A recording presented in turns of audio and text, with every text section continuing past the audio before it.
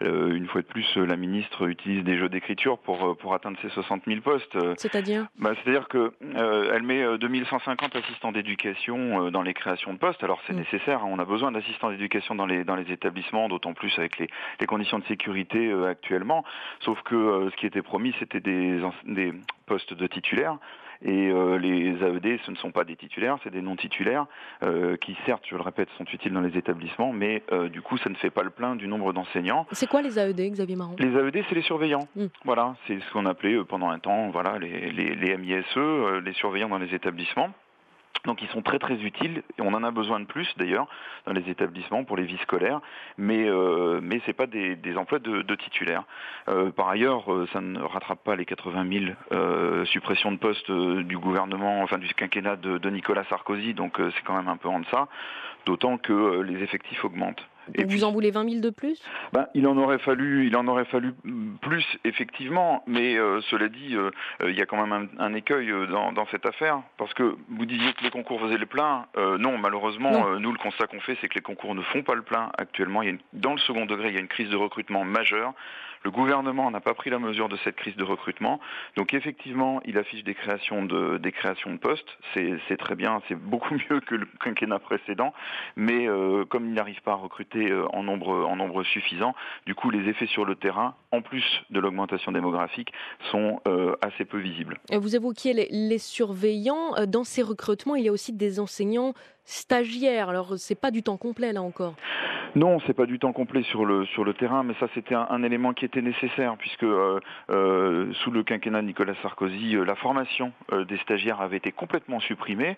Ce gouvernement-là, enfin le gouvernement précédent, plutôt Jean-Marc Ayrault, a rétabli la formation des stagiaires, donc ça c'est une bonne chose. Effectivement, ça veut dire que dans les créations d'emplois, sur le terrain, ça produit moins d'effets, puisqu'ils ont un service à mi-temps, mais ça c'est quelque chose de nécessaire.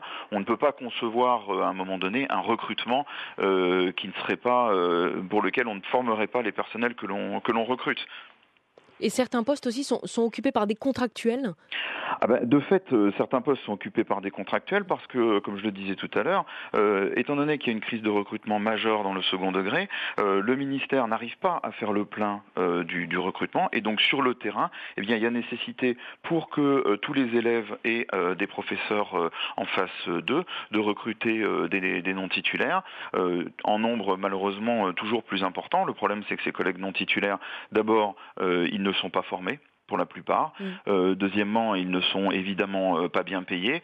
Et puis, c'est des variables d'ajustement. Donc, on en a besoin maintenant. Est-ce qu'on en aura encore besoin dans 10, 15 ans? Ça, on ne le sait pas. Et l'accès à l'emploi titulaire pour ces collègues-là est extrêmement difficile, malgré les concours réservés qui sont mis en place. Xavier Marron, le ministère détaille la répartition des postes créés pendant ce quinquennat.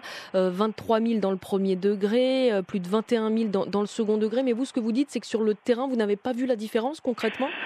Concrètement, sur le terrain, non. Quand on regarde, y compris d'ailleurs le dossier de presse de rentrée de la ministre, on voit bien que le nombre d'élèves en moyenne par classe, que ce soit en collège comme en lycée, augmente.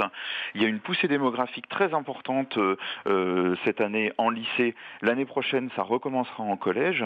Il faut donc, pour accueillir ces élèves dans de bonnes conditions, pour faire cours dans de bonnes conditions, des professeurs en nombre suffisant. Et actuellement, ce n'est malheureusement pas le cas. Ce que l'on peut saluer pour la rentrée prochaine, c'est la création de 250 postes de CPE. C'est quelque chose que nous réclamions depuis très très longtemps. Alors ça suffira pas à couvrir les besoins, mais c'est un premier pas qui est évidemment essentiel. Xavier Marron, secrétaire général adjoint du SNES FSU. Merci beaucoup d'avoir répondu à France Info ce matin. Bonne journée. Merci, bonne journée.